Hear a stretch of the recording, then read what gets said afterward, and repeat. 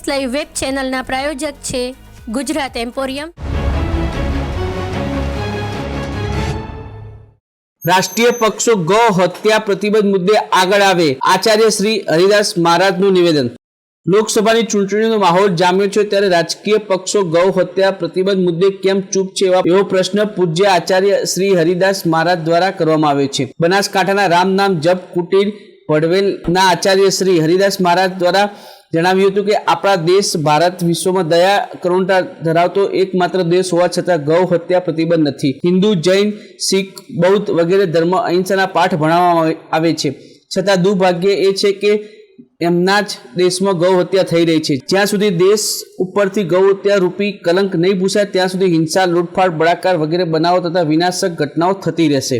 રાષ્ટ્રીય પક્ષે પોતાના એજન્ડા જાહેર કરી દીધા છે, છતાં ગૌ માતાને નજરઅંદાજ કરવામાં આવી છે। એટલા માટે નજરઅંદાજ કરવામાં આવી શા માટે? જે હિન્દુવાદી સરકાર ગણાતી હતી એ પણ નજરઅંદાજ કરી રહી છે, વિરોધ પક્ષ પણ નજરઅંદાજ કરી રહ્યો છે। તો આમાં સનાતન ધર્મીઓની, ભારતવાસીઓની અવગણના થઈ રહી છે। મારું માનવું એવું છે કે રાષ્ટ્રીય પક્ષીઓ જે અત્યારે હળહાળ ભારતીય સમાજ સાથે અન્યાય કરી રહ્યા છે। આગામી મુદ્દામાં જો સરકાર ગાયો માટે કંઈ નહીં કરે તો એના માટે ચૂંટણી પછી જ કોની સરકાર આવે છે, હજી સરકાર કોની આવે હાલ નક્કી ન કહી શકાય। પછી શું રણનીતિ કરવી ક્યાંથી એ ત્યારે નક્કી થશે।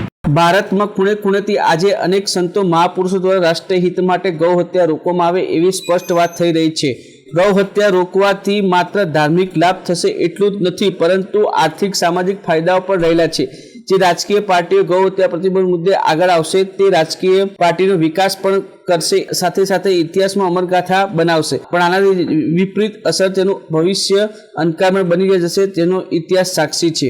આચાર્યએ વધુમાં જણાવ્યું હતું કે રાષ્ટ્રીય પક્ષોએ પોતાના ચૂંટણી ઢંઢેરામાં ગૌ હત્યા પ્રતિબંધ મુદ્દો મુખ્ય બનાવવો જોઈએ। જો આ બાબતે ચૂપ રહે તો એનો સીધો અર્થ એ થાય છે કે સ્વાર્થી રાજકીય પક્ષો ભારતના લોકોની લાગણી સાથે કોઈ લેવા દેવા નથી। તો મિત્રો, આ અત્યાર સુધીના મુખ્ય સમાચારની ખાસ ગતિવિધિ માટે આપ નિહાળતા રહેજો એસ લાઈવ ન્યૂઝ બુલેટિન। નમસ્કાર।